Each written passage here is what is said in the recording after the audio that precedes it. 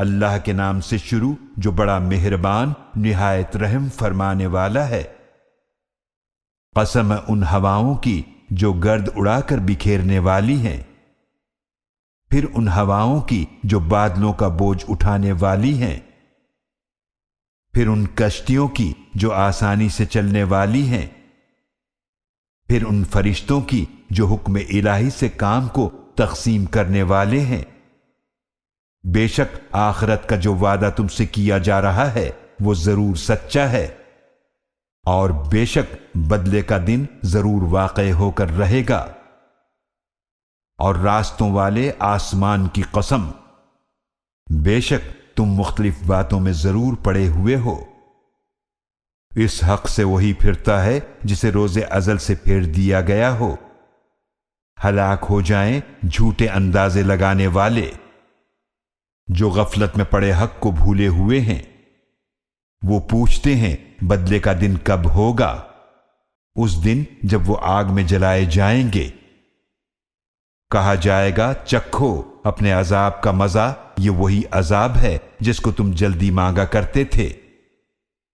بے شک پرہیزگار جنتوں اور چشموں میں ہوں گے۔ جو کچھ ان کا رب انہیں عطا فرمائے گا اسے لے رہے ہوں گے، بے شک وہ اس سے پہلے نیک عمل کرنے والے تھے۔ وہ رات کو بہت کم سویا کرتے تھے، اور سحری کے اوقات میں وہ استغفار کرتے تھے، اور ان کے مالوں میں سوال کرنے والوں اور محتاجوں کا حق ہوتا تھا۔ اور یقین رکھنے والوں کے لیے زمین میں نشانیاں ہیں، اور تمہاری ذات میں بھی نشانیاں ہیں، تو کیا تم دیکھتے نہیں؟ اور تمہارا رزق اور جس چیز کا تم سے وعدہ کیا جاتا ہے سب آسمان میں ہے۔ تو آسمان اور زمین کے رب کی قسم، یقیناً یہ بات سچی ہے جیسا کہ تم بولتے ہو۔ کیا آپ کے پاس ابراہیم علیہ السلام کے معزز مہمانوں کی خبر آئی ہے؟ جب وہ فرشتے ان کے پاس آئے تو انہوں نے سلام کہا۔ ابراہیم علیہ السلام نے بھی سلام کہا، اور دل میں سوچا کہ یہ کچھ اجنبی لوگ ہیں۔ پھر خاموشی سے اپنے گھر والوں کی طرف گئے تو ایک بھنا ہوا موٹا بچڑا لے آئے۔ پھر اسے ان مہمانوں کے سامنے رکھا، فرمایا کیا آپ لوگ کھاتے نہیں؟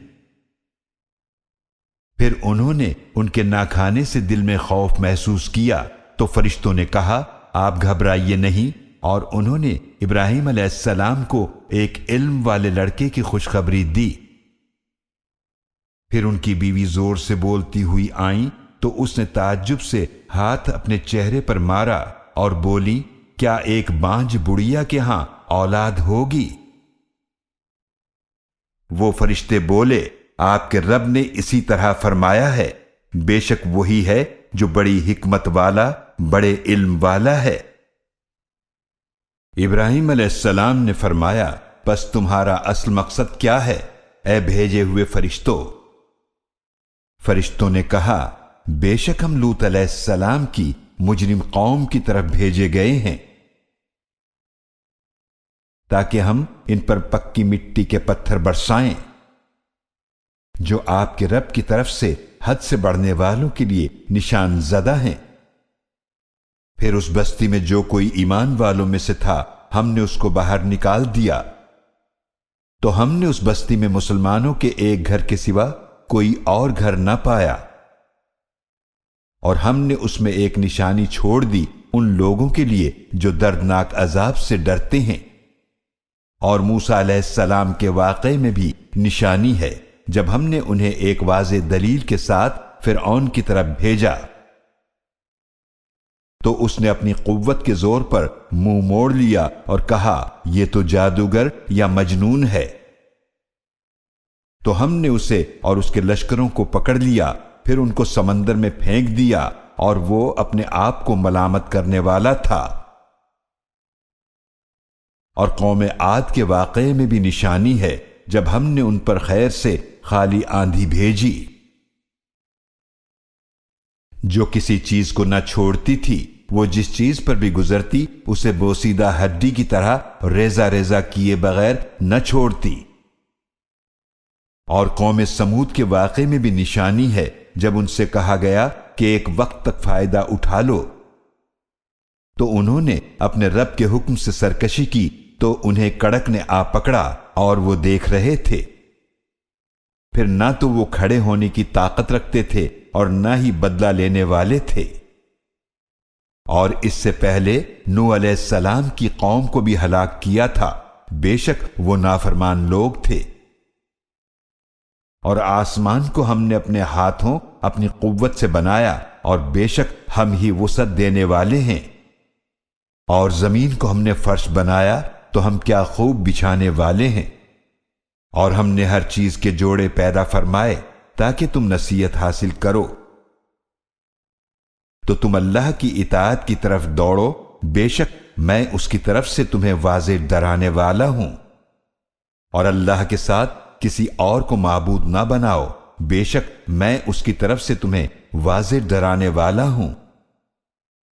اسی طرح ان سے پہلے لوگوں کی طرف جب بھی کوئی رسول آیا تو انہوں نے بھی یہی کہا کہ یہ جادوگر یا مجنون ہے۔ کیا وہ لوگ ایک دوسرے کو اسی بات کی وصیت کرتے رہے؟ نہیں، بلکہ وہ سرکش لوگ تھے۔ تو اے نبی صلی اللہ علیہ وآلہ وسلم، آپ ان سے رخ پھیر لیجئے تو آپ پر کوئی ملامت نہیں ہے، اور آپ صلی اللہ علیہ وآلہ وسلم نصیحت کرتے رہیے، پس بے شک نصیحت مومنوں کو فائدہ دیتی ہے۔ اور میں نے جنوں اور انسانوں کو صرف اس لیے پیدا فرمایا کہ وہ میری عبادت کریں۔ میں ان سے کوئی رزق نہیں چاہتا اور نہ میں یہ چاہتا ہوں کہ وہ مجھے کھلائیں۔ بے شک اللہ ہی سب سے بڑھ کر رزق دینے والا، بڑی قوت والا، مضبوط ہے۔ تو بے شک جنہوں نے ظلم کیا ان کے لیے عذاب کا ویسا ہی حصہ ہے جیسا کہ ان کے پچھلے ساتھیوں کا حصہ تھا، تو وہ مجھ سے عذاب کی جلدی نہ کریں۔ تو ہلاکت ہے ان لوگوں کے لیے جنہوں نے کفر کیا، ان کے اس دن کے عذاب سے جس کا ان سے وعدہ کیا جاتا ہے۔